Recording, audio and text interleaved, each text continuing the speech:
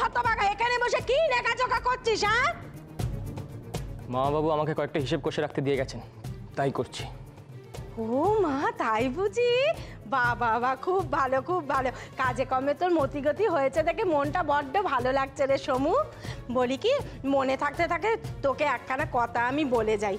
বলছি যে ওই সুহাস বুঝলি, ওই দুদিন ধরে না খালি বাপের বাড়ি যাব করছে। হ্যাঁ, তাকে আমার এই সময় পাঠানোর মোটে ইচ্ছে ছিল না কো, বিশ্বাস কর। কিন্তু কি করবো বল, সে জেদ ধরে বসে আছে, সে নাকি যাবেই। বাবা, আমার শাওরি তো দেখছি বজ্জাতের চূড়ামণি, নিজেই ওই আটকুড়িকে তাড়াচ্ছে, আবার এখানে এসে কেমন একটু করছে দেখো। তবে আমি বাবু এখন মুখ খুলছি না, ওই আটকুড়ি বিদায় হলে আমারই লাভ। তুমি সব মিছে কথা বলছো মা, তোমার কোনো কথা আমি বিশ্বাস করি না। কি কি গো? হ্যাঁ, মানে আমি তোর কোন বাঁকা তালে মই দিয়েছি রে হতভাগা, যে সব কথা দিয়ে আমাকে টানিস? সে আমায় বললে তাই আমি তোকে জানাতে এলুম, নইলে আমার বাড়ি ঠেকা পড়েছিল। সুহাস আমাকে ছেড়ে কোনো দিন নিজের ইচ্ছেতে বাপের বাড়ি যাবে না মা। নিশ্চয়ই নিশ্চয়ই তুমি এমন কোনো কাজ করেছো, নিশ্চয়ই তুমি ওকে এমন কোনো ভয় দেখিয়েছো যাতে সে এমন করতে বাধ্য হচ্ছে।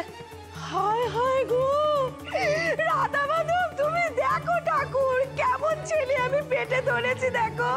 মাকে বিশ্বাস করে নে, নিজের মাকে। বিশ্বাস করার জায়গা তুমি বাকি রেখেছো মা? বিয়ে নিয়ে তুমি যা করেছো আমি জীবনে ভুলবো না, জীবনে না। বলি মায়ের ছেলেতে এত কন্দল কিসের? হ্যাঁ, এই মিনসার কি চক্কার নেই নাকি? না, নেই। যাও না, তুমি নিজেই গিয়ে আটকুড়ির বেটিকে শুধোগে। এই তো আমার নতুন বৌমা তো একেবারে ঠিক কথাই বলেছে।